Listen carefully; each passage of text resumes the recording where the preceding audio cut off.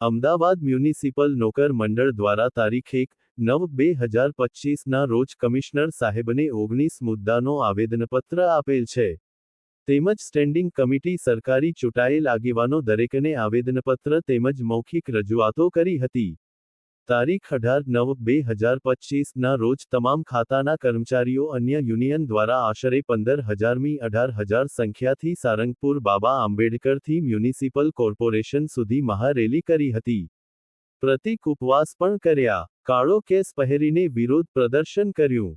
માથે મુડલ કરીને વિરોધ પ્રદર્શન કર્યું. તો આજ દિન સુધી કમિશનર સાહેબ શ્રીએ કોઈપણ જાતનું અમારી માગણી સારું ધ્યાન દોરતા જ નથી. જેથી આગામી તારીખ 13/10/2025 પશ્ચિમના તેમજ દક્ષિણ પશ્ચિમ સફાઈ કામદારો કામગીરીથી અળગા રહેશે.